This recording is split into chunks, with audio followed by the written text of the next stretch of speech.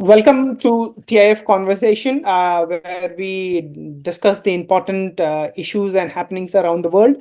Today, I'm your host, Aditya, a PhD candidate in JNU and a research associate with TIF. Today, we will be discussing Pakistan's election. Many believed that Pakistan went to polls on 8th of February to elect the federal as well as the provincial governments. Many believed that the elections, that Pakistan Army had scripted the events of the election as well as the result. But the voters of Pakistan have surprised not only the establishment, but the world as well. Uh, the establishment had unleashed a heavy crackdown on Imran Khan, the former prime minister, and his party, PTI. Under these circumstances, it was very difficult to expect PTI do so well as it has done. It has been able to bag 90 plus independent seats. And to understand the dynamics and the complexity of the Pakistan election and what the result means, I'm joined by a panel which needs no introduction. But on my part, I'll just introduce them. We are joined by Dr. AYESHA SIDDIQA, Senior Fellow at King's College. Welcome, ma'am. Thank you. Thank you for this invitation. We are also joined by RAZA RUMI, journalist and author. Welcome, sir. Welcome. We are also joined by AZAZ SYED, journalist and author from Islamabad. Welcome, sir. Many thanks. Thank you. And last but not the least, we are also joined by AFIYA, author and an academician. Thank you, ma'am, for your time. Happy to be here. So well, let's dive into the conversation and understand the election results. So my first question is common to all, and I'll request you to just give a brief answer, and then we'll proceed. How do you see the results? Was it shocking? Was it expected, or it came out of the blue? Is the result anti-establishment, or it is pro-establishment? Oh, sorry, pro-Imran Khan. Dr. SIDDIQA, you may start, please. Well, in a way, for each one of us, at least for those who expected that the establishment will play its role and manage elections, and the kind of commentary that had taken place, that was being done by many of the mainstream anchors, journalists, and whatever commentary was available. These results were not expected, definitely. When one looked at, when one kept one's ear to the ground, the sound one heard was very different from what was being laid out by journalists and anchors. This is the echo one heard. The people were angry, people were upset, and there were a number of reasons why people wanted to vote the way they voted. And therefore, so to argue, was it expected or not? The answer is somewhere in the middle. The answer is that anyone who kept their ears to the ground heard that sound. Others who thought that, this is going to be the same usual dynamics of Pakistan's politics, that whoever is chosen by the military establishment, and by the way, not unexpected perhaps, because one had seen this happen in 2018. So one thought that, this might happen again. What was it? It's a number of things, and that's where I'll end my commentary. I think firstly, it was definitely an anti-establishment sentiment. It was also a message to traditional political parties, not to take the people for granted. Mia Nawaz Sharif, it's clearly not just a message to the military, but it's also message to Mir Nawaz Sharif, who sat comfortably for 4 years in London, returned, didn't connect with the people, did engage in very lazy politics. In fact, if you hear his so-called victory speech, it was sheer laziness, nothing else. But I think, thirdly, let's not also forget, it was also a response to the economic conditions and the economic hardship for which Pakistan Democratic Movement, the government which led the country before elections were, or before the caretaker setup came in, and the caretaker as well. They were, they were held responsible for the poor economic conditions and the state of in which Pakistan is. So it was number of messages, and finally, and I'll hold that comment for later part of the discussion. I think it very clearly set margins to how the army had tried to, after 2008, redefine its role. But we'll do that discussion later, and I'll stop here. Raza sir, you can well, first of all, thank you for having me here. And I think the results of the election and the very term results is also contested, and because there have been widespread allegations of vote rigging on the polling day and on the night after the polls had closed. And we will not exactly know until a few days or weeks later what exactly has been the tally. The current tally that you cited at the start, with 90 plus seats for PTI-backed independence, is actually much lower.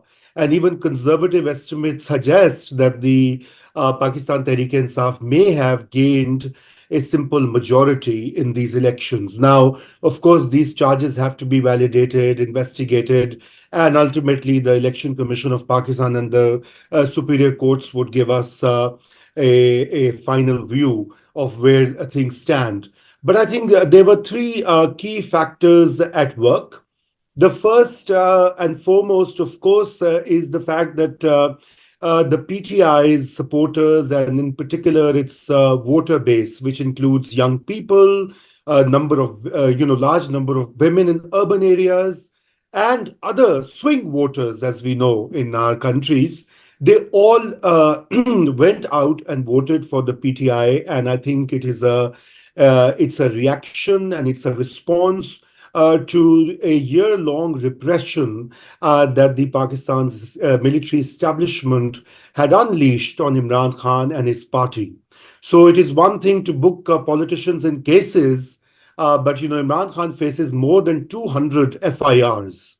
And he, just before the election, he was given 3 sentences. If you add the total, sentence duration, it's almost 38 years.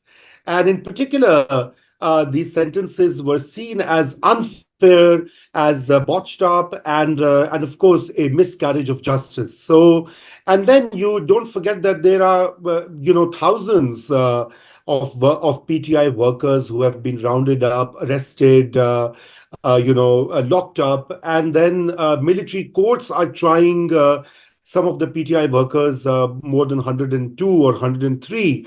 Even the Supreme Court of Pakistan, which earlier called the military courts as violative of constitution, ultimately allowed these trials to take place. Now, all of this situation merited, a public response, the public anger against military's repeated interventions, because you see, as Dr. Ayesha mentioned, that such interventions have taken place in the past. In 2018, we also witnessed a manipulated election. But this time, because of Imran Khan's mobilization of his voter base, the results were different. And then I think the second important factor has already been outlined by Dr. Ayesha SIDDIQA, In the past 2 years or so, Pakistanis have faced unprecedented levels of inflation. 40%. It has gone down to somewhere between 20 to 30%, but it has hit the ordinary household, the middle classes, the working poor, like never before. And I think that particular, discontent also played a major role. And I think finally, one must not underestimate the use of technology by the Pakistan Tehreek-e-Insaf in this particular election. They were not allowed to hold rallies. They were not allowed to hold corner meetings. They were not allowed to mobilize people or even do door-to-door campaigns. Instead, they resorted to the extensive use of social media apps. So, I was this morning I found out that just in Lahore, where I'm from originally, the PTI managed to contact at least 2 million voters via different digital platforms. On the other hand, the PMLN, they were so complacent. They thought that the stars were aligned in their favor. The establishment was favoring them. The courts were giving them favorable verdicts. The public opinion had already been whipped up and a number of surveys were showing that they were going to do well. And so their complacency in bringing out their voter, whatever's left of that, also played a major part in this debacle for Nawaz Sharif. And I think it's a wake-up call, not just for Nawaz Sharif and his party, but also for Pakistan's powerful military establishment.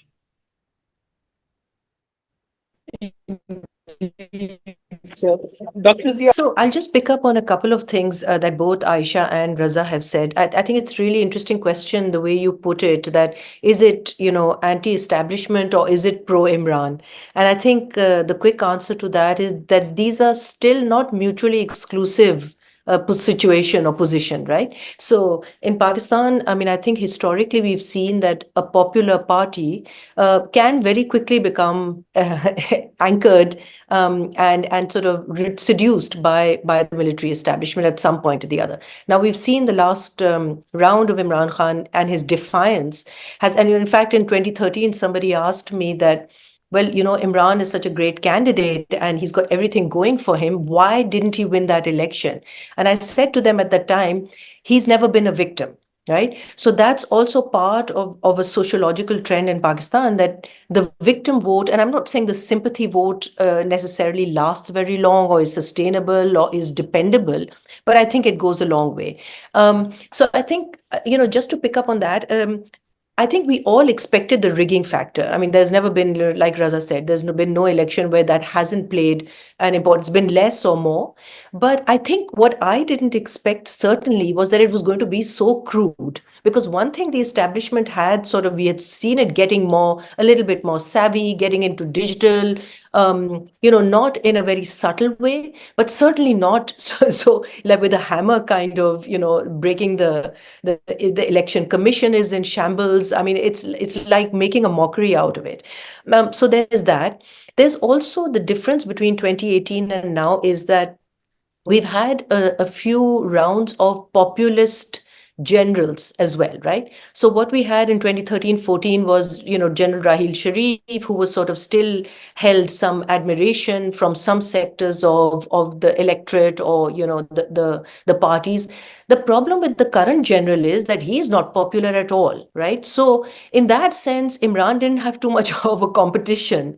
He's a hard populist to break.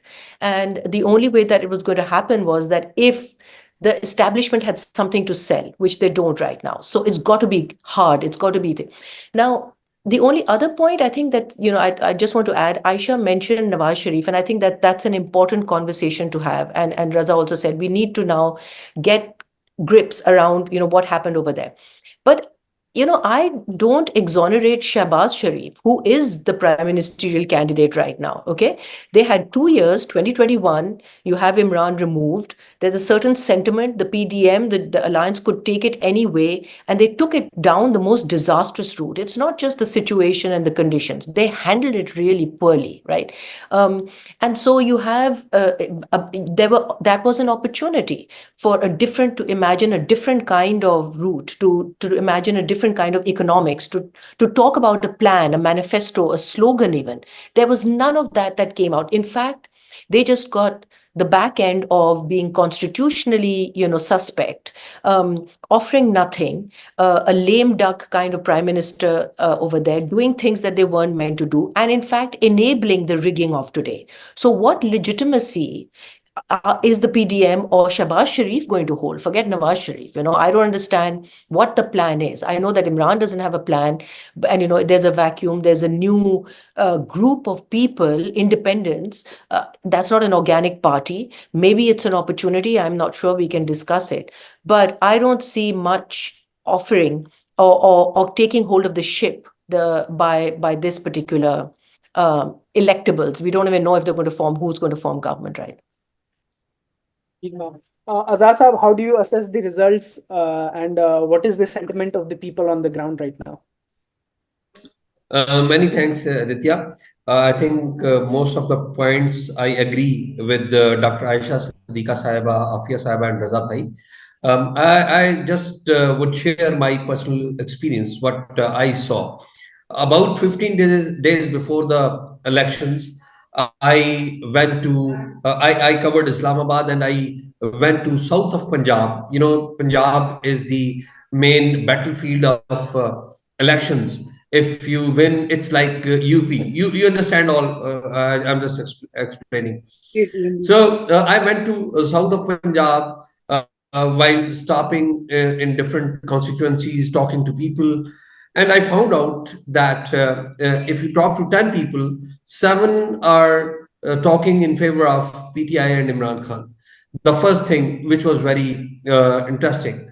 The second thing, which was more interesting than the first, was this, that the people were not talking about their civic problems. They were not demanding that whosoever gets elected, he should fix their sewerage issue, he should fix his streets and things like that. Almost every one of them, they were critical of Pakistani military establishment. Almost every one of them, he or she wanted to would say that they want a proper civilian supremacy, civilian government who should have all the powers. There should be no interference by the military establishment. This whole thing was very interesting. And third observation was also very interesting, which was again more interesting than the first two. And that was that the election symbol, which was taken away by the PTI, from the PTI, by the courts, and they were not allowed to hold any rallies, not to even put their banners there, posters there. They knew exactly in each constituency what who the election candidate, who's the election candidate of PTI, what is his or her election symbol. I went to south of Punjab and I went to Meher Bano's constituency. Meher Bano is daughter of Shah Mahmud Qureshi, who's detained, who's arrested along Mr. Imran Khan.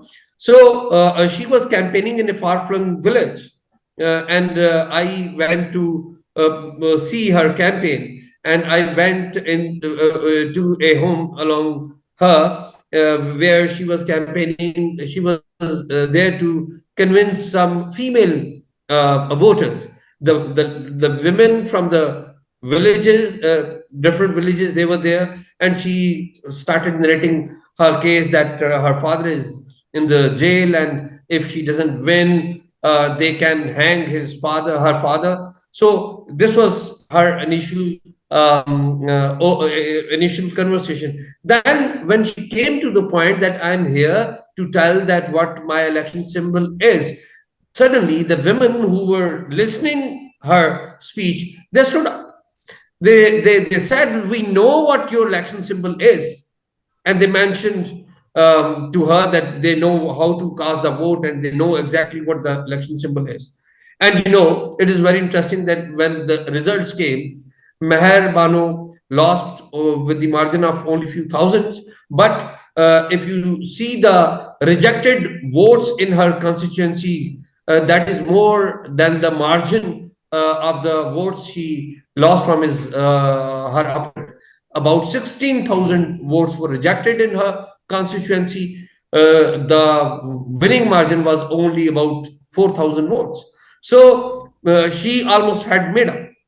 And the election results of rest of the Punjab, they reflected the same sentiment. Interestingly, I was invited by two different TV shows, one by my own organization, hosted by Mr. Shahzeb Khanzada, which is a very, very popular show, Aaj Shahzeb Khanzada ke saath. And in that particular show, I have the link and I have the clip as well. I suspected that if the angry and bitter but disappointed voter of Imran Khan came out, and it's likely that he would come out, then you will find some surprising results.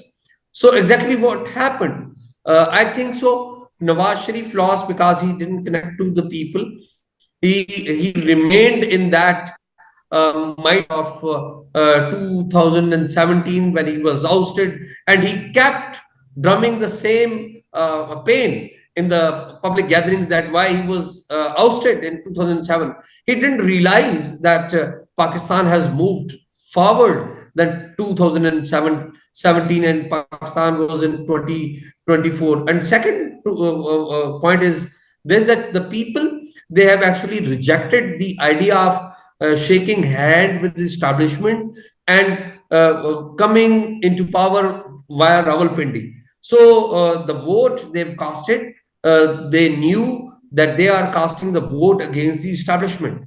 They didn't defeat the opposition political parties, the independents, rather they have defeated the establishment. So these are my observations.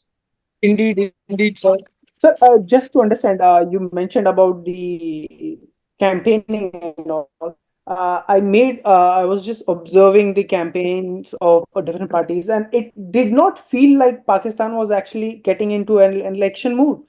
There was not enough campaign efforts from the PMLN side. Do you think it was because it thought that it would win anyways because of the establishment's help, or they just thought that they could not put up a fight to PTI and they just wanted the establishment to do the heavy lifting for them? Azaz sir. Sorry, I had problems with audio. Can you repeat? Okay, so I'll just repeat the question.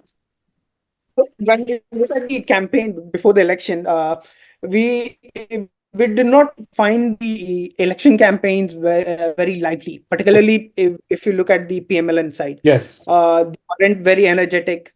So do you think it was because PMLN thought that it would win anyway, or because they thought that they could not put up a fight to PTI's tech-savvy campaigns and they just wanted the establishment to do the heavy lifting? Yeah, yeah. Thank you. Yes, of course. I mean, one of the very curious features of this election was the lackluster campaign by most parties except Bilawal Bhutto, who ran a robust campaign across the country, and that has also been reflected in the total increase in Pakistan People's Party's vote count. Bilawal's campaign has led to the addition of millions of votes as compared to the 2018 election. He contested from Lahore as well, so he tried to re-energize his party in the Punjab province, which has lost ground over the years. But the Pakistan Muslim League knew Nawaz was perhaps under the now we can say with certainty false impression that having the support of establishment, they were comfortable because they had assumed that their support base was intact. And as you know, the old cliche that in Pakistan, the road to power entails three A's: Allah, Army, and America. Now, of course, I don't know how much America is relevant, but you can replace it with China or Saudi Arabia. But so the PMLN thought that Allah is with them and Asim Munir is with them, and Pakistan's Gulf, allies were with them. So they were in a comfortable position to make a comeback. Now that was a miscalculation, a political, I would say, a suicidal approach to popular politics. Even in Pakistan's history, when elections have been terribly managed, like in 1985 under Ziaul Haq, or in 2002 under Musharraf, So at the peak of his dictatorship, General Musharraf engineered a 2002 election, and they could barely get a prime minister of their choice. Mr. Jamali became the prime minister with the majority of one vote. And this was when the military was calling the shots, because the electioneering and the electoral game in a country like Pakistan, the fifth most populous country now, is always going to entail surprises, unexpected outcomes, because people have a chance to make their voice heard. So this time, that was the biggest miscalculation. I think the other problem was, and you could see the lack of seriousness, that they only announced their manifesto 5 or 6 days before the election. So, I mean, and for a month, they sat there and they relied on the old formula of interviewing the electables. So they got the best electables across the country.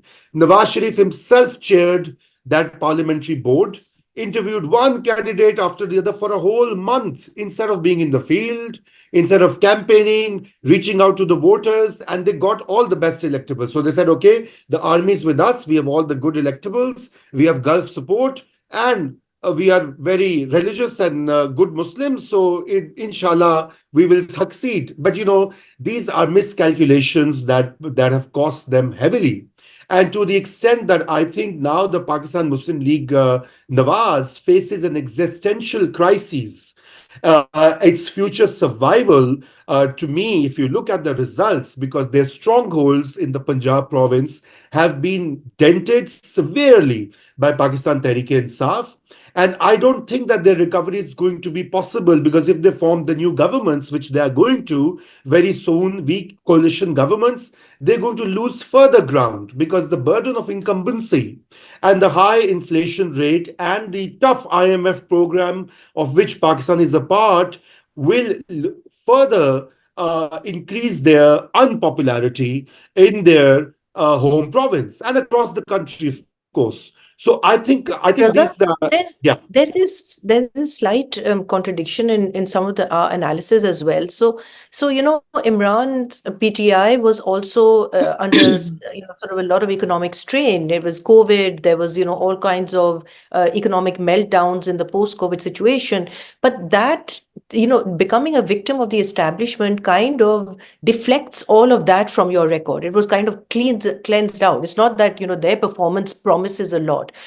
So nobody was voting, like Azaz is saying, nobody was voting on manifestos. Nobody cared. If you look at the manifesto, PTI manifesto sucks. It doesn't say anything specific about anything. Not on the economy, not on education, nothing on health. At least the People's Party and PMLN ones, they have targets for education, for health in Sindh or whatever. They're quite specific comparatively. But so there's that. And the other one, and I think, AYESHA should weigh in on this, is I think we need to get a little bit deeper into what does anti-establishment even mean, right? Because we say this a lot, and people, the voters, have said it. So it's quite an interesting use. What does it exactly mean? What are we going to make the establishment sign something? We already have a constitution. They violate the constitution every single time. So if Imran should come in, I mean, if he's legitimately given his place as the prime minister and all of this is melted away and he gets his rightful democratic space, what is he going to do that's going to be anti-establishment? Right? That's what, if I was a voter, that's what I would be asking. What does he offer that's anti-establishment? I think you go right back into that tension that exists, the civil military tension where's the red line now? What exactly is that red line of anti-establishment and civilian supremacy? I don't know where it is. Can I come in on this? Afi, I've been thinking about it. And what I thought where things went really south for the establishment, it's something which the establishment started itself, which is something going back to 2008. See, before 2008, we saw a cycle. We were used to a cycle. The cycle was 10 years military, 10 years civilian. 10 years military, 10 years civilian. Every time military came in after, by pushing a civilian government out, there would be groups of people who would be distributing sweetmeat, who would be dancing, who would be celebrating, rest of it. Military had a role as a neutral arbiter. Things went bad, these guys would not manage to get things, put their heads together, sort things out, the military would come in. 2008, they changed the script themselves. They said, we're not interested in taking over the state. We will now on not take over the state, we will take over governance. And we'll be permanent partners in governance. And that role we saw gradually increase. And especially with, when was it? 2013 was the first, in my estimate, the major move. The National Security Council, an idea which the Nawaz government had rejected all along, suddenly it embraced it. It brought the 3 service chiefs and the chairman joint chiefs to sit with them on the table. That was move 1. Move 2, 2018 Imran Khan government puts the army chief on the economic decision-making table. That's the beginning. Third move, PDM, you have SIFC, the Special Investment Facilitation Council. They are neck deep in governance, which actually removes the role as an arbiter, number 1. And number 2, it makes them so problematic that in people's visualization, anti-establishment is anyone who will truly stand up and push back the military. Now, that's what the people are thinking and imagining. How the leaders play it out is definitely differently.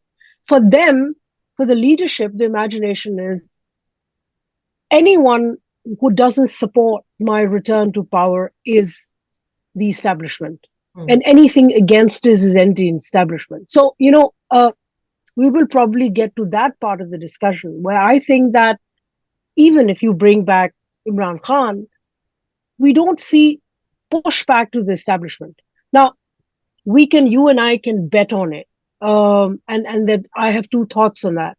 One is that perhaps the angst and the anguish is so much that when you add other factors on top of it, perhaps Imran Khan may not be able to convince his support base if he falls in love with the military leadership again.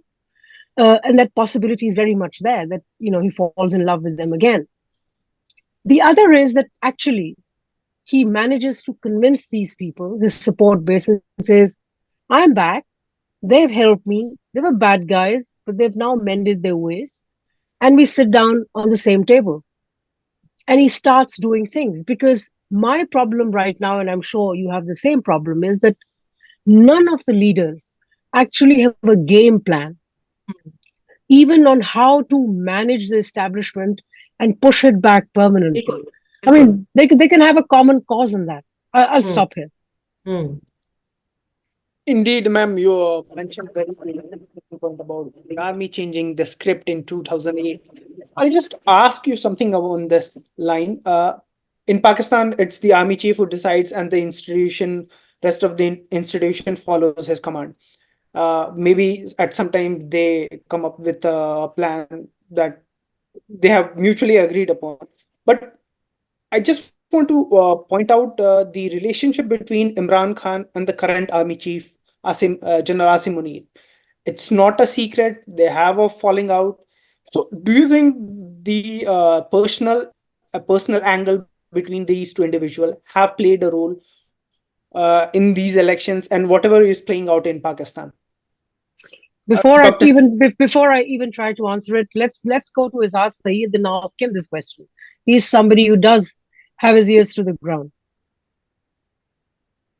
Thank you, Dr. Saiba. I think so. The personal relationship with Imran Khan, between Imran Khan and Asim Munir, it's on record that it was not that ideal, and this was the reason that Imran Khan had removed him when he was chief of ISI, and we know that Asim Munir, he had differences with Imran Khan on foreign policy issues when precisely on 22nd April 2019, when Imran Khan had visited Iran at that time, General Asim Munir, who was ISI chief, he was accompanying him along with the other delegation members. So Imran Khan, that was the point when these differences started.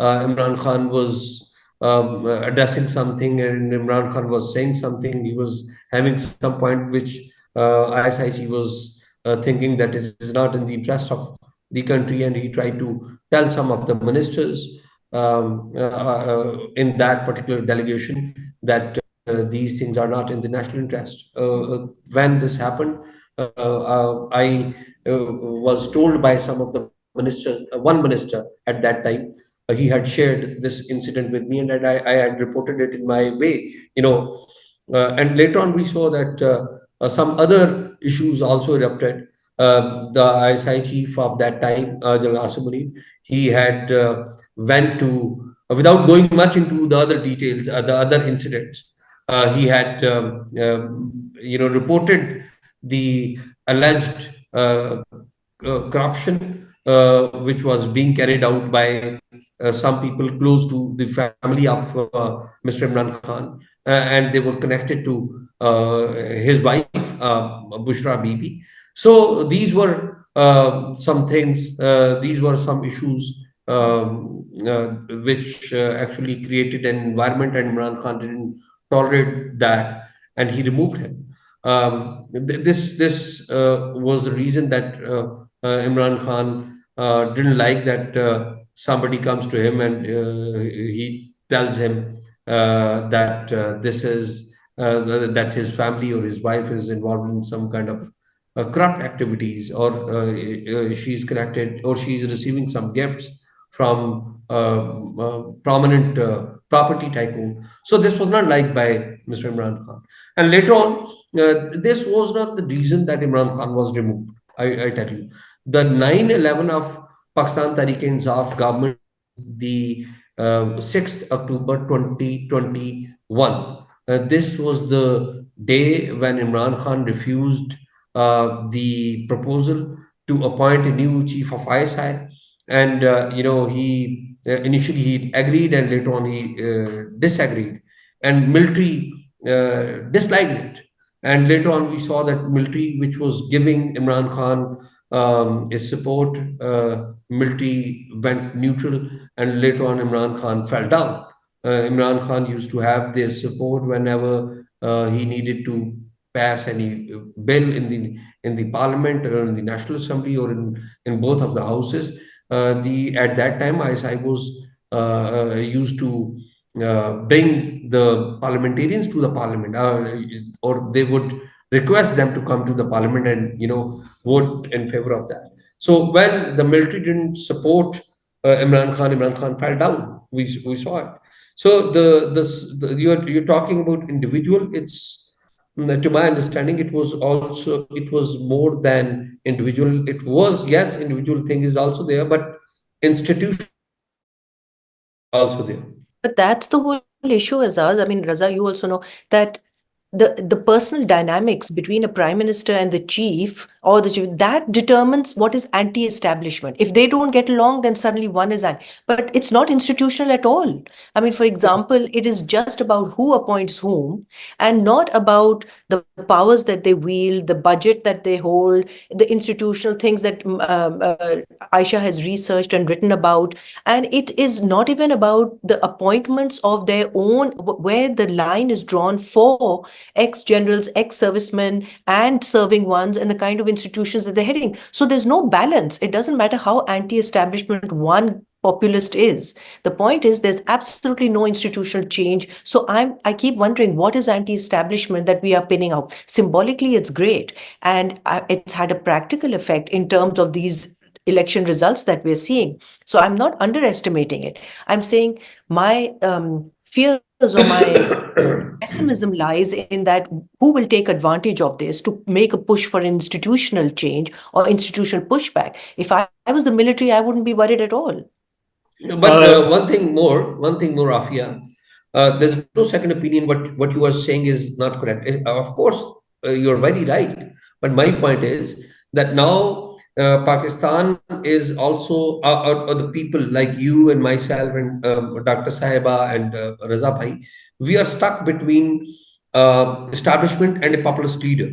100%. Whosoever you support, you're in a trouble. You can't support establishment's unconstitutional role. You can't support populist leader doing wrong things. So if you start criticizing the populist leader, you would be tagged as that you have shaken hand with the Military establishment. collaborator. And if you start criticizing the military establishment, which of course, no doubt, there is no second opinion that they go out of the constitutional role. Constitution has given them limits which they cross. So when you criticize them, then you are tagged with a populist leader who's also not a solution. Right. So both the things are not a solution. Yep. Agreed. Where the solution lies, the solution lies in political harmony. But unfortunately, the political harmony, we are unable to see the political harmony. And when we see a political harmony, we don't see a wide support for the political harmony. The political parties, if you talk about Bilawal kept talking about the political harmony. If you talk about Nawaz Sharif, even Nawaz Sharif was talking in many ways about the political harmony. But what happened? Unfortunately, people have rejected both of them. People have voted for the people selected by or supported by Mr. Imran Khan. So it's a very difficult situation here. Where to go? Dr. Aisha Saiba, please enlighten. I am a student and I would love to learn. And Raza Bhai, please shed light on this. If I just briefly come in, the problem is I was just looking at results, and Bilawal has spoken very well and very impressive. But the fact is that thing is not visible on ground. In fact, they've not gained a lot of seats in Punjab. One in Sialkot, a couple in Rahim Yar Khan, one in Multan, and again, these are very contested seats. People believe that on some of these seats, victory was snatched away from PTI. So what I'm trying to tell you is, and mainly what has emerged from these elections, if I could draw your attention towards that, is immense polarization. So each party seems to be, except for Punjab has been, this kind of gets divided between PTI and PMLN. So it's like the unfinished battle remains in Punjab. Sindh is with PPP, KP is with PTI, Balochistan, again, undecided, depends on where the establishment would, in whose lap would it throw it. So mainly, mainland Pakistan, which is Punjab, remains divided, and the contestation still there. what I wanted to also draw your attention towards is that the lesson is that for people, there is a very raw understanding of what is anti-establishment, which AFIYA has spoken about.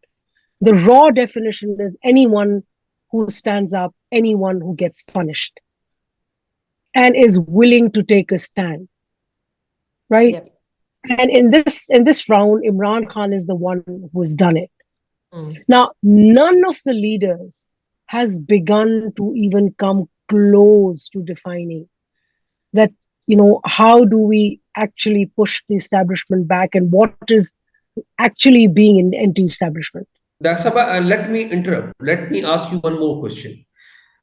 Imran Khan is still talking to the military. He still talks to reporters like me, and he says that he's ready to talk only to one man, that is General Asim Munir. Imran Khan has yesterday, he announced that he is not ready to talk with any of the political party. He is not ready to sit with People's Party, PMLN, or any other political party. So, if he has defied, do you really think that he has defied objectively for the civilian supremacy, or he just wants another term via GHQ, or after talking to Asim Munir, after assuring him that you, and he has been saying it. I spoke to Imran Khan on 10th of May, the very next day when he was arrested. He was presented before he appeared before the Islamabad High Court, and we spoke. I asked him exactly the same question. He said that he was naming the army chief, that he's the only one man, whatever has happened. And I asked him that whatever his followers have done, is it justified? And he was justifying it. Secondly, he was saying that I'm still ready to talk. I don't know why the army chief thinks that I'm going to harm him, or I would remove him. I don't have any intention, and I didn't have. So he's still ready to talk to the military only. Please answer. There is no answer. I mean, your explanation is an answer in itself. We are very clear on that. His battle is to get back into power. I mean, even theoretically, if there was a genuine anti-establishment struggle, ultimately he would have had to, anyone, I mean, even genuinely fighting with the establishment, would have to speak to the establishment. Now, there are two ways to speak to that establishment. He can still demand, Imran Khan can still demand that I want to talk to nobody else, everybody's useless, to Asim Munir. But when they sit on the table, he can say X, Y, Z, tuck, tuck, tuck, tuck. This is what I want. This is institutionally where I want you guys to be. Right? That's one way of negotiating. The other is, which is a simpler way. He can go and say, you made a mistake by pushing me out. Now, bring me back. Revise the elections, declare me. And the way, right now, the way he's looking at it, I mean, he wants to be declared victorious. Or he's going to make it terrible for any government, if his members are going to sit in the parliament. It's going to be very tough for whoever makes the next government. So there are two ways of talking to the establishment.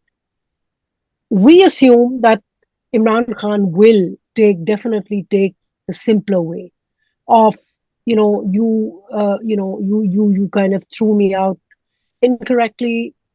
You bring me, you restore my power. You recognize that I'm the legitimate, that you went wrong. I'm the legitimate leader. This is, what is going to happen. Sadly, other leaders are going to be following the same pattern. And what the country needs at the moment is actually a much broader and much deeper negotiation with the establishment that is not going to happen. Or Raza, it needs an economic miracle. I just want to weigh in. I think, Afia, you raised very important point where this discussion sort of took a new turn. I just want to respond to that and also add to what has already been said. I think we are talking about now, yeah, right here and now. So my journalistic hat, you guys have gotten ventured into deeper structural issues and the futures. So, Afia, the simple response onto what is anti-establishment and is the public perception, what Aisha mentioned, a very raw, crude understanding. So, Imran Khan very successfully popularized the view since April 2022, that he was ousted by the then military chief, General Bajwa, in cahoots with these old guard political parties that are corrupt, quote unquote, in his view, and the establishment's view as well, because the establishment had invested more than a decade in making Pakistanis believe that these politicians were crooks and thieves. So he said that, due to an American conspiracy, let's lay it out very plainly and clearly. So he said there was a US conspiracy which told the Pakistan army to fire Imran Khan because he was an independent nationalist. He stood for Pakistan's nationhood, sovereignty, independent foreign policy, all of which is made up stuff. We know that, but that's besides the point. And the thing is that, what he sold effectively through his communication, through his very advanced presence on social media, his, young supporters who are very savvy technologically, in the last 2 years, they have successfully convinced a large number of Pakistanis, including members of my extended family, my school friends. They all believe in this. They all believe that General Bajwa and the military unfairly ousted Imran Khan, who is the best option for the country because he's clean, honest, and handsome. So now what do you do with this? Because we do live in a post-truth era, Afia. We are faced with a very unique situation globally, not just in South Asia. We do live in an era where we have a new reality of sorts, meta reality or beyond reality, where these perceptions matter a lot. And what Azaz, and I spoke to Azaz when he was in the field as well, and he kept on telling that people are talking about this. Unfair treatment to Imran Khan, and what role does the generals have in bringing and taking out governments. Now, you see, earlier Benazir Bhutto and Nawaz Sharif had also complained of that, but they had not gone to that extent. Imran Khan, right after his ouster, not only named General Bajwa, but took the institution by its horns and said, "You are a traitor." He called them Mir Jafar, and the audience here in India would also recognize this name, Mir Jafar, the one who aided and abetted the encroachment of East India Company. And so all the cards that the military had used, the military has in the last 4 decades used 3-4 major cards. One is, of course, the religion card that was employed extensively by Imran Khan and his party. Then they used the nationalist or the what we call the traitor card. And so when the popular leader is calling the army chief a traitor, it is bound to get. Yeah, he subverted the whole Yes. thing. It is subverting the whole thing. And then the third one, of course, was that, Afia, you were very right that Imran Khan's tenure was no better in terms of economic performance. But, remember that Imran Khan had given up on the IMF program as early as Feb of 2022. So those pending decisions had to be taken by the next government. And that is why the military kind of, wanted Pakistan's engagement with IMF to continue. And they would also, and one of the reasons they're okay with Shehbaz Sharif, because he says, okay, fine, I'll do whatever you say. We won't give up the IMF program. So the inflation rate, if you compare it to Imran Khan's time, it was like, around 13%, 14%. Food inflation was slightly higher. It turned into 40% on official figures. And so obviously that is more than double. And so I'm not, I'm the last person to say that Imran Khan's tenure was better than what succeeded, but the numbers prove. And then people dipping below the poverty line. Again, this has been documented in the Economic Survey of Pakistan, the increase in unemployment, which has also gone up by many percentage points. So these are harsh economic realities as well at play. And this has to do with the neoliberal espousal of Pakistani state, their very suicidal embrace of the IMF dictator. So I think I'm just talking about this current moment. All of your valid observations and Aisha's view on getting to a larger negotiation and finding what is the way forward remain very valid. But as we speak, in February of 2024, this is what your majority of Pakistanis believe. They believe that Imran Khan was ousted unfairly, that the military should not be, puppeteering the elections or the formation or ouster of governments. And I think in a way, it's not a bad thing. If Imran Khan has popularized this consciousness, and let me in final point, I know I'm taking more time than perhaps I should, but I think the final point is also the polarization. Now, again, polarization is again not a South Asian Pakistani phenomena. It's a global. Where I am in the US or in parts of Europe or even in India to some degree, in Bangladesh. So this polarization in Pakistan has always been there, but this time it is very unique because this polarization is within the state institutions. So the military, the judiciary, that have been historically their nexus has been calling the shots and making or breaking governments. They are split in the middle. So they are split in the middle because the very classes, the class base that supports Imran Khan is what comprises these institutions: the serving and retired officers in the military, the civil servants, the judges, and we know from judges' pronouncements, from their attitude, their remarks, their judgments, their verdicts, they have facilitated, some of them, of course, not all, they have facilitated not just Imran Khan's, ascension into office, but also his populist narrative. And there's enough evidence on record, and that has been brought under attention. And let me also add that Pakistan's mainstream corporate media is also split in the middle. So that is why we have, deepening, roots of Imran Khan's populism. So that is why it is a very, Raza, Dr. Yeah. Manish asked me last time when we were talking informally, he said, I understand polarization and everybody gets, the kind of trends we're talking about. But he said the problem is in the rest of the world, the polarization at least depends on some kind of delivery or governance. Here we have no markers or benchmarks because we don't talk economics. There's no benchmark or marker to say, okay, this person did. They all three. I think it's phenomenal to have a third party break into two old parties. That's the shock factor. That, the old guard and, they have their victims on both sides and they have this dynasty and all the rest of it.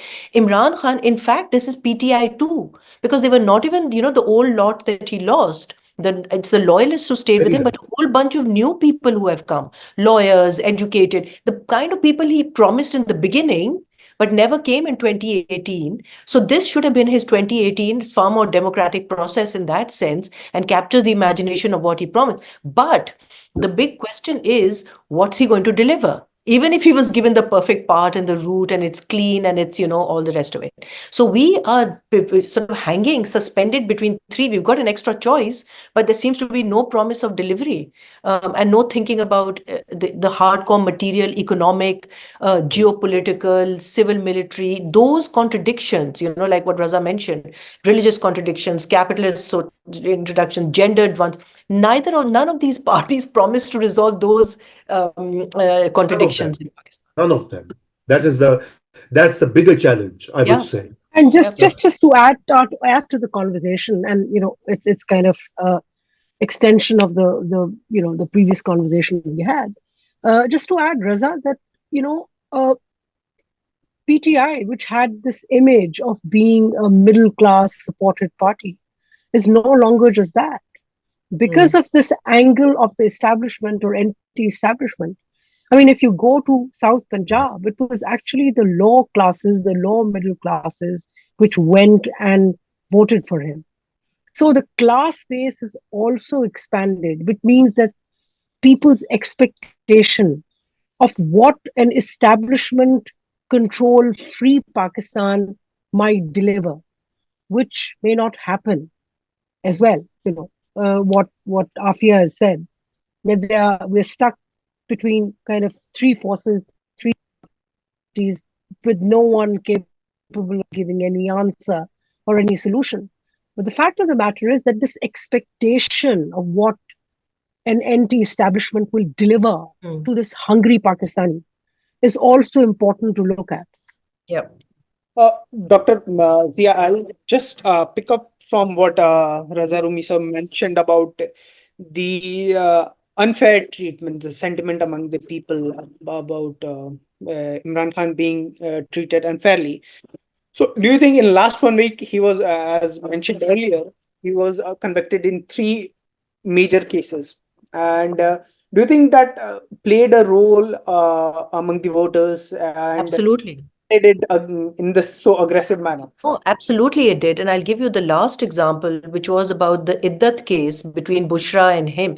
I mean, this is like we consider Pakistan a conservative, very pious and sort of quite, sticklers for a certain kind of interpretation of religion. You would never have this kind of sympathy for an ordinary woman and an ordinary man. There would be quite a lot of backlash or community. But this across the board outraged people, that you're getting into people's personal. Now, this is a state, a republic that has been involved in, legislated across women's bodies, been involved in, things like adultery laws and sexual relationships. And here it is outraged or offended that why did we get into Imran Khan's personal life, And so so he's Teflon, like he's such a perfect victim that even the kind of gendered sympathy that I would not get, he got that, So of course it played a role. You're an underdog. You're taking it on so courageously and bravely. You're not concerned. You're happy to be in jail. You're saying, send my wife to jail also.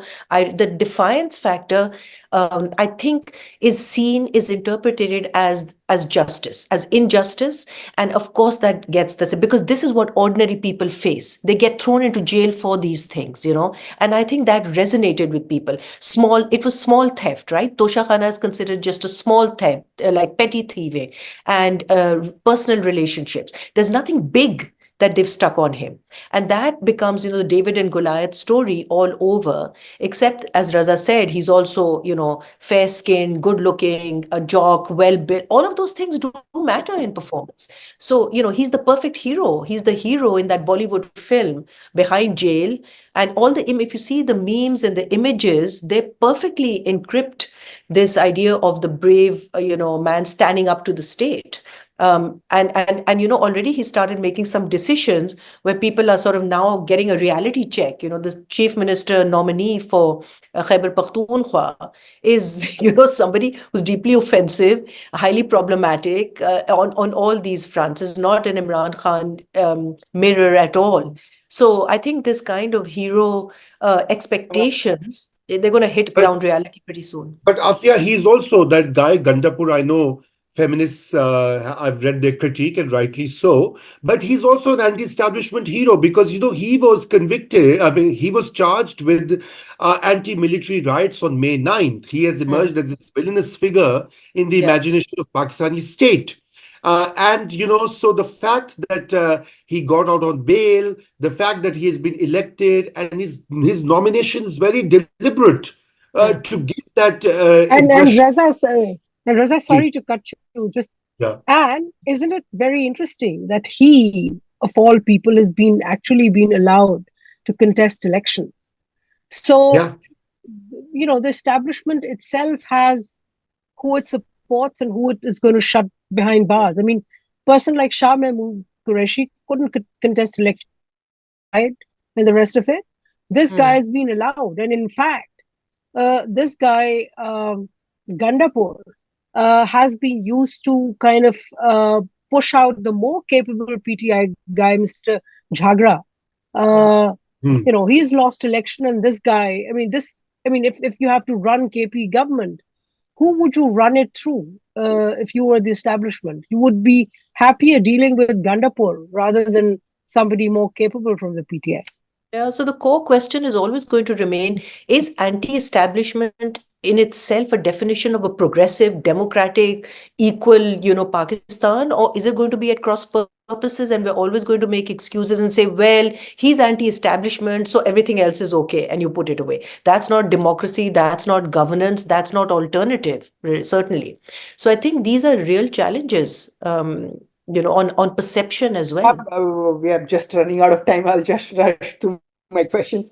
Dr. SIDDIQA, we were just talking about the institutional polarization. How do you see the result impacting the unity within the army? Will we see May 9th kind of action again if the the pro Imran Khan section gets more emboldened with these results? No, I think what May 9th taught Imran Khan. I mean, there were two things. One is that Imran Khan had always boasted that generals could be pushed back with the help of 20,000 people. The only problem is that he could never, manage to get 20,000 people behind him. Pakistan never saw on May 9th a million march. So, but what his supporters have been saying very clearly is that, look, our playing ground is the electoral battle. And that's where we'll show that we are committed to, whatever you stand for, whatever we believe you stand for. So that's the only thing. I don't think there's going to be another May 9th kind of an uprising. But what I'm sure it's going to have an impact is there would be an uneasiness within the military itself, where a lot of people have been fired post May 9th, about 500 of them. People have also resigned. People will be uncomfortable with these results because here is half of Pakistan or more than half of Pakistan shouting that, yay, Imran Khan succeeded. We've won a victory over the establishment. I think that messaging is going to sink deeper.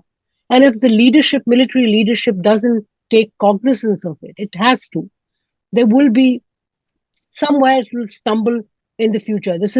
This election result cannot be washed away and said, yeah. It's about exchange of power. We'll deal with it.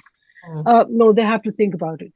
The other thing is, I think the impact it will have is that if, General Asim Munir decides and desires an extension, as all his predecessors have, we may have a problem from within his institution.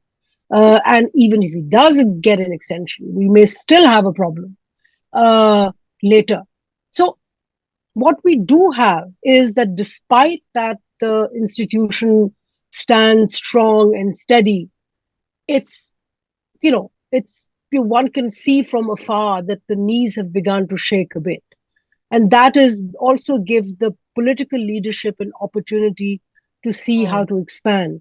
My only problem is that the political leadership, all of them, have zero capacity to actually consolidate and say, these are the institutional methods through which we are going to negotiate, and we are going to negotiate on behalf of everyone.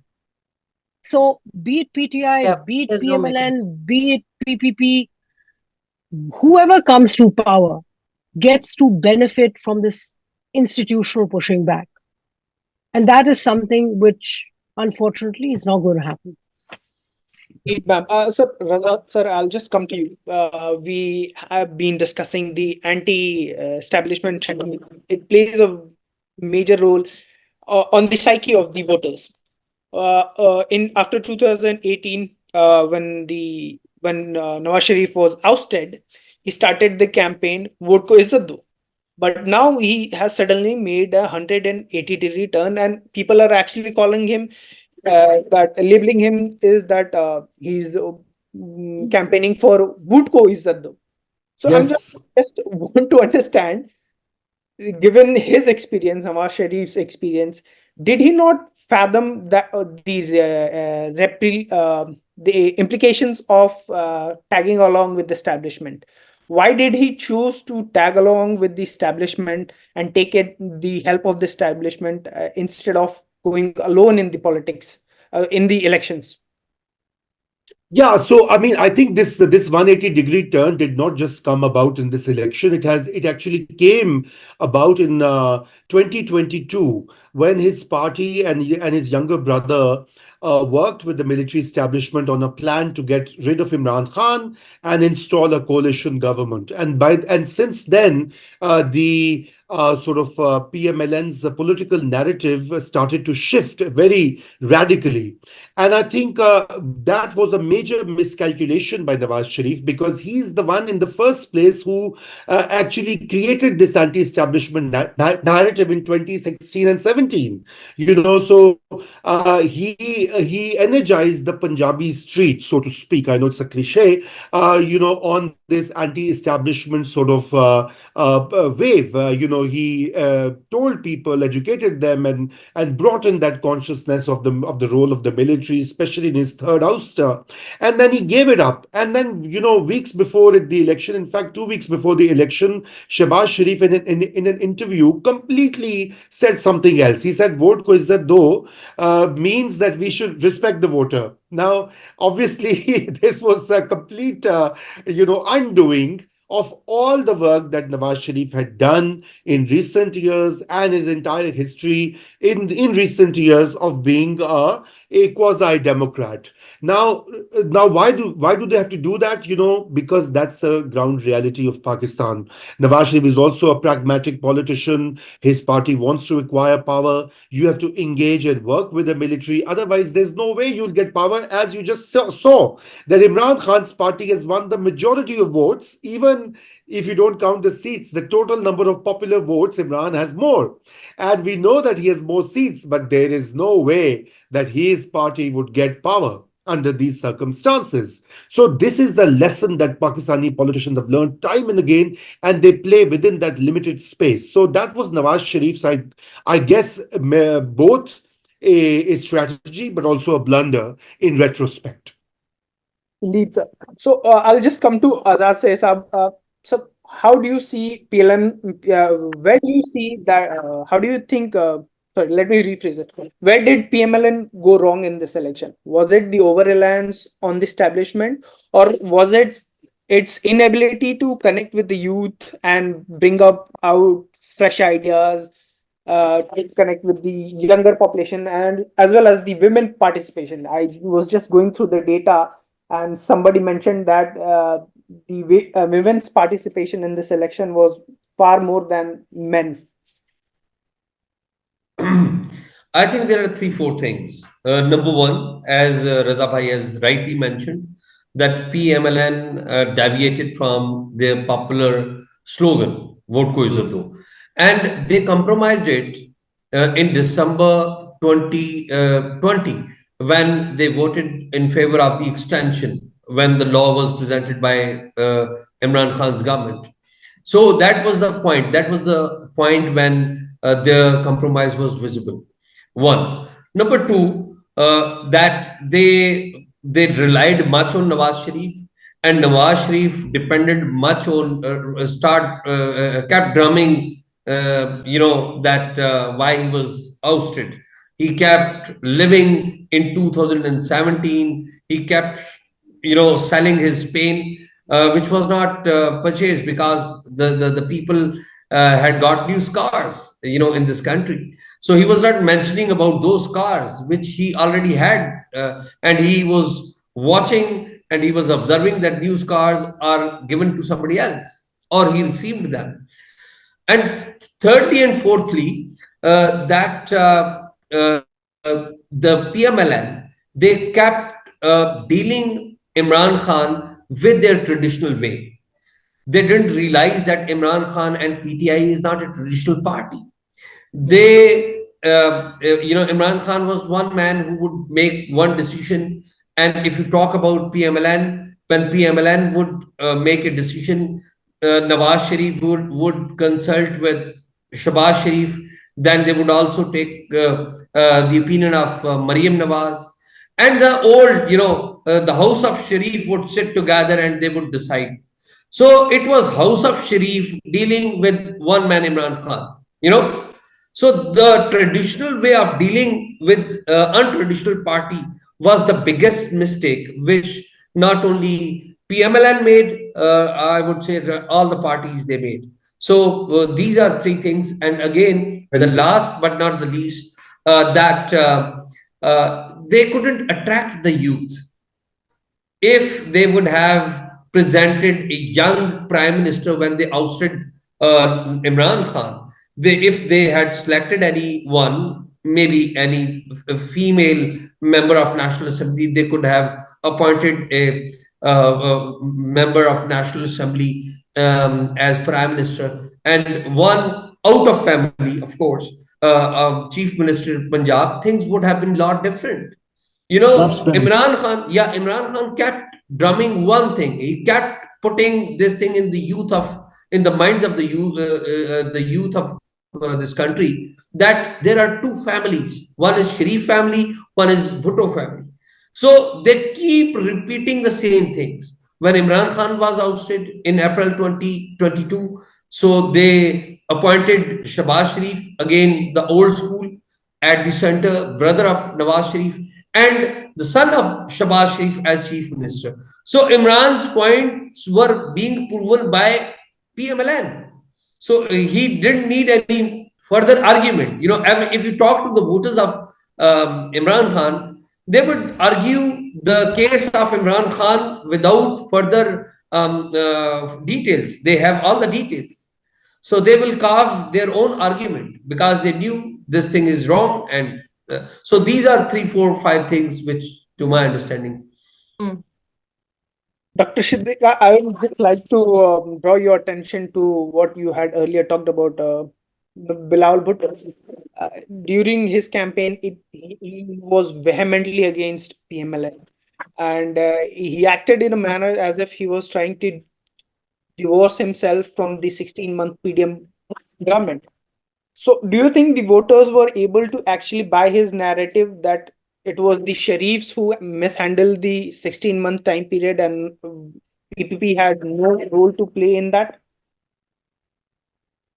You know, I don't think that this is what people saw in him when they got attracted to him. Or when we look at Bilal Bhutto and hear what he's saying, it's not necessarily that we can divorce the 16-month period that his government or his party spent with the PDM government.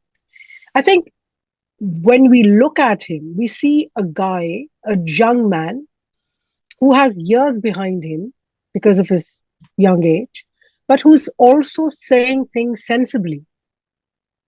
You know, he is talking about cutting down cost of government, right? So he spoke about cutting down 17 ministries. Why do we need so many ministries? So he's talking about cost cutting. So somebody is actually thinking about it. He's talking about reaching out to the PTI.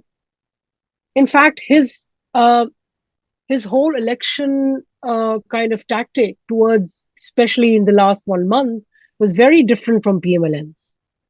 PMLN, you know, it's a natural contestation between PPP and PMLN.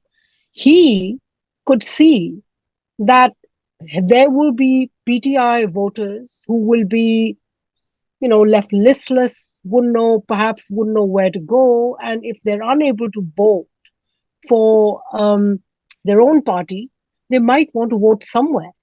And he was offering himself very gently and in a very crafty way to those people.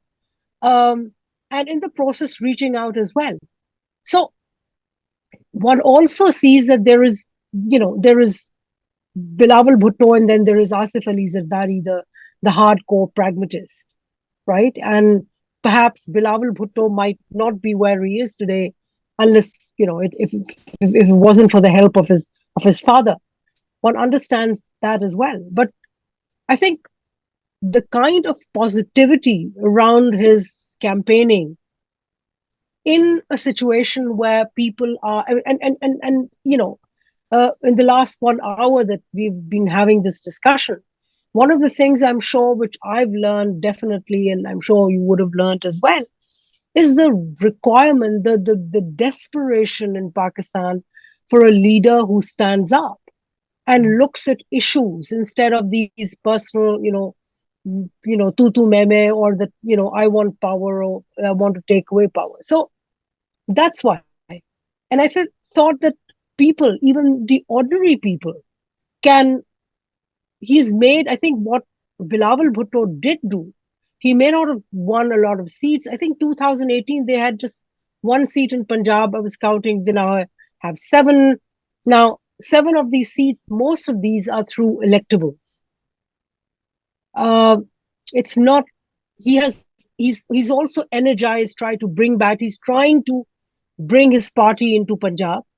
Uh, he named not maybe a kind of the key contender. It's still the battles between PTI and PMLN, but I think he's made even ordinary people stop and look at him for a minute, and that, I think, goes to his credit, and that will be advantages for him in the long run. Secondly, I think there's certain programs which the PPP has done, in areas of health, for example, which where they've done well in Sindh. So might be that that has begun to get registered. And the third thing, like a politician, like a smart politician, he actually challenged Mia Nawaz Sharif, who's much more senior to him in age, to a debate. And Nawaz Sharif pushed back.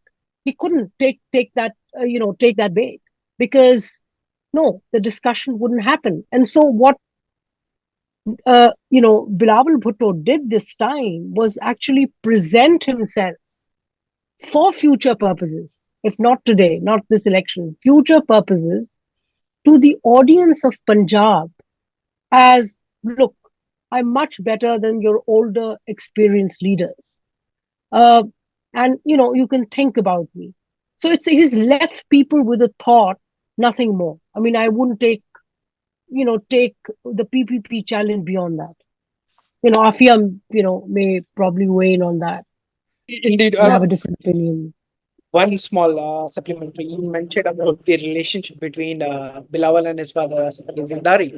But it's whatever I have read and watching the commentaries of different Pakistani analysts, it seemed like his father is becoming a roadblock in his style of politics.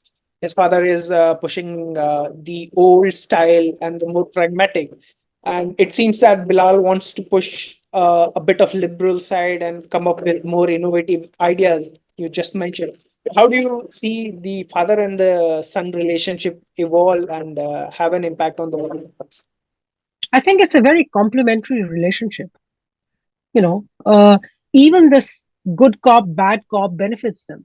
Playing that benefits them. And even if they had different ideas, the fact that they're managing to hold the party together benefits them as well. So I see, they may be contesting each other. There are times when he publicly, the father has snubbed the son and pushed him back, because primarily, uh, People's Party is a pragmatist. Its main approach is pragmatism.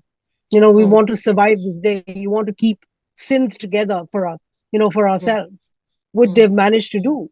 Where I think there would be a difference between father and son is father saying, keep Sindh intact, and that's, for us, that's important. The son is saying, I want to go and extend beyond without, help of the military, of the establishment is important, but I want to do the groundwork as well. And therefore, I'm reaching out to Punjab and to KP. So that's what do we, I wouldn't take the battle too hard or too seriously. Thank you, ma'am. Between the father and son. Just come to you. PTI has emerged as a challenger to the religious parties as well.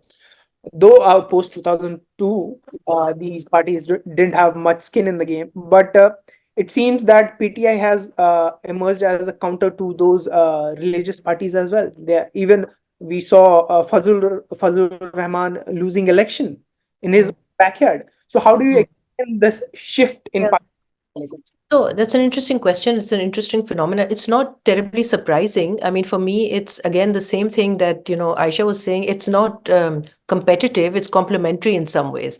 That PTI, in fact, has managed to, with its piety agenda and its own, conservatism, has managed to absorb the same sentiments. Look, the one difference between the People Party, the Noon Party, and PTI is that these two old parties are very disciplined. They're very hierarchical, right? So there's nobody gets out of line too much. You recognize the leader and you're in discipline. Now, over here, what Imran has managed to do is whip up a politics of passion.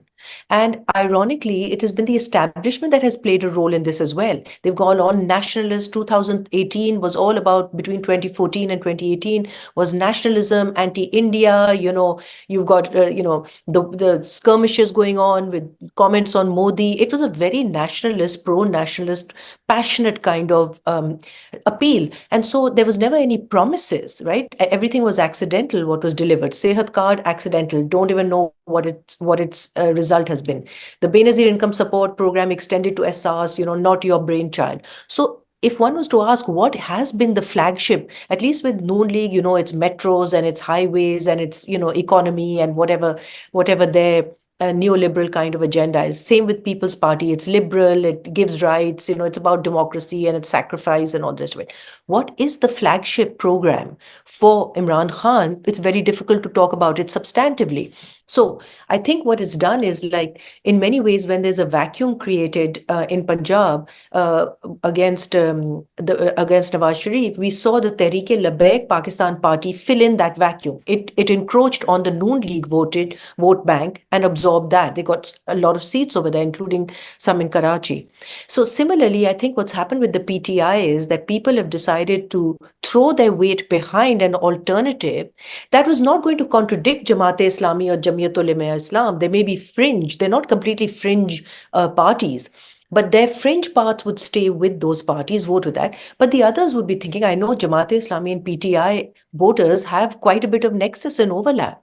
So if you see this guy's now anti-establishment, he's going to, and he's not Bilawal Bhutto and it's not liberal, wokey People's Party, of course their vote is going to go that way. It's more meaningful for them to capture it. But I do want to, Aditya, just make something that you commented on earlier. I would be a little cautious before and wait for the numbers before deciding which way women have voted, right? We made this mistake in the past. There are 10 million less women than men registered for voting in Pakistan. It's a huge gender gap. And also in the 2018 elections, it's only when we got the disaggregated data, we were able to see a lot of women vote deviantly. Right? They vote against the household. And that's an increasing trend. And not all of them voted PTI when they went the other way. So, Azaz would remember that when the Taliban took over Swat, Maulana Fazlullah, he had a great appeal for women because he promised to break the local patriarchy, and they were donating money. And, if there had been an election, they would have voted for him. But it was very short-lived. So I think there are many things that will result from this particular electoral round.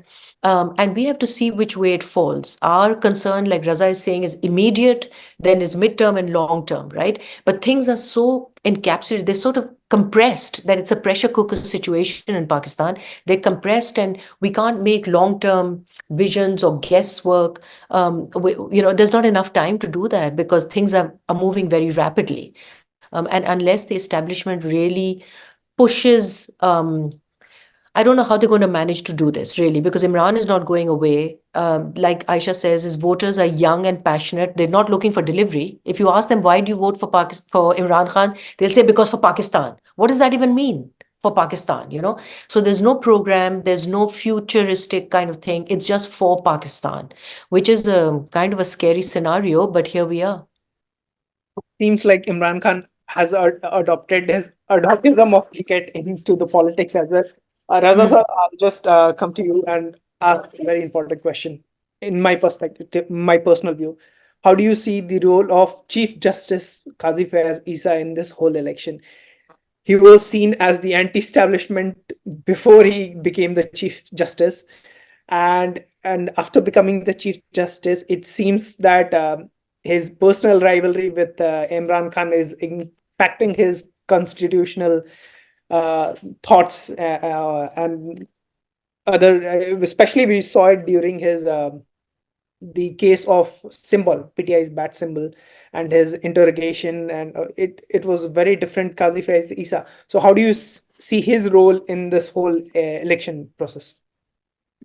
I think, well, first of all, I would not employ the term personal rivalry with Imran Khan, because I think Qazi Faiz Isa was ruthlessly persecuted by the then Prime Minister Imran Khan at the behest of the chief of the ISI, General Faiz Hamid. They both had a grouse against him. They wanted him out. So for more than 2 years, him and his family were dragged into the courts in a most bizarre spectacle that Pakistan has seen, in its recent history. So I think there was it was also an institutional battle, because at the end of the day, the Supreme Court judges did not submit to the establishment's hard-pressed policy of ousting Justice Isa, because they thought if they set that precedent, then many others could be online.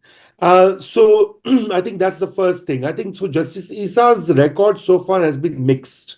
He has given some good verdicts. He has, for example, the very holding of elections on February 8th. If you start with that, that was through his insistence that the Election Commission of Pakistan, because there was a whole group of people within the Pakistan's establishment and the current caretaker setup in the provinces and at the center, who were dabbling into this idea, let's postpone the election for some time. And mind you, my own sources tell me that even people within the mainstream parties like PMLN, some of them were on board with that. But Qazi Faiz Isa said that already the judiciary had gotten a beating because of delaying elections earlier. So he pushed for elections on time. But then coming to other verdicts like the military courts, at the first in the first hearing, the Supreme Court rejected the idea of civilians being tried in military court. Then Justice Isa set up another bench for review, and the bench's composition obviously was managed in a way to give a favorable verdict to the military. And then the third case, which is the controversial one, is the PTI's bat symbol. Now, I have spoken to many lawyers on technical grounds that that case holds because of the oversight and the deficiencies that the PTI's party itself, I mean, its organization has conducted over the years. But, its political ramifications have been terrible. And terrible for creating a level playing field, for submitting to the larger idea of constitutional rights, of not disenfranchising voters. So from that angle, it has been criticized. But I think what we need to remember, that in Pakistan's context, all these office holders at some level negotiate and operate in a very what you call perilous environment. So it's a case to case, day to day, week to week engagement and negotiation with the powerful elephant in the room. So in a way, Qazi Faiz Isa has disappointed many of his ardent supporters, but I think many others think that he's just doing as best as he can, given the very complicated power structures of Pakistan. Just to add a thought here, Qazi Faiz Isa, I mean, to judge a judge, one has to look at his body of judgments. And Qazi Faiz Isa is a fairly conservative judge. I mean, if you look at his judgments, he keeps quoting from the Holy Book, rather than common law. And his judgments have been conservative. He sticks to, he follows the book. So many of the cases will come in front of him. And if one to, instead of looking at it simply from the lens of personal rivalry, which a lot of the Pakistani media has done, I think it's important to see him as a conservative judge who will follow the book. Indeed, ma'am. Azaz, so I'll just try to wrap up this discussion and understand what is the situation, who is forming the government. Will PMLN accept Bilawal's offering the support and taking the three major posts, constitutional posts for his party? So what is the situation there? I think it's quite clear that PMLN is leading the next government, and Pakistan People's Party, BAP, PMLQ, and some other parties, they are supporting PMLN. At the same time, Pakistan People's Party has said that they will not be sitting in the government. I mean, they will not be visible in the cabinet, and you know that. They are looking for the constitutional positions like president and speaker national assembly and chairman senate. So they are in the government, but they are not in the government. So when the time will come, when they will see some kind of crisis or mishandling or price hike, they would be standing and they would thumping the drums and saying, the government is not capable and they should do more. And but when the time of passage of any bill is there, they would cast vote in favor of the ruling government and ruling coalition. So technically, they are in the government, so they are going to form the government. So will Nawaz Sharif become the fourth term prime minister? I think some miracle can do that. I don't think so. No, that's over, Aditya. It's It has over, been yeah. announced now that Nawaz Sharif has stepped back and Shahbaz Sharif is the next prime minister. So that is now done deal. Maybe there was some, uncertainty maybe 24 hours ago, but it is now very clear, and that is what the establishment also wants. And I guess that is what is the best case scenario for the survival of PMLN in the coming years. Yeah. So, and what happens to Nawaz's daughter, Mariam's political future? Because The one chief was minister of was She is actually the chief. She's been announced as the chief minister. The Punjab. PMLN will have her as chief minister Punjab. So, that's a lot of hard work for Mia Nawaz Sharif now, kind of mentoring her and helping her run the Punjab government. indeed, Yeah. ma'am. We can just have this discussion for hours and hours, but And maybe we'll need to for the next 4 years or 4 months. Take your pick. I just hope that we do not have a situation where we'll have to just again meet back and discuss a new development. I hope the new government brings some stability in Pakistan and resolves the economic crisis. But due to the paucity of time, I'll just have to wrap up this discussion. Thank you, everyone. Thank you so much for sparing time. And on behalf of Indian Futures, I would like to thank you so much for your Thank valuable. you. Hope to have you again. Thank you. Thank you so much. Thank you. Bye. Good fun.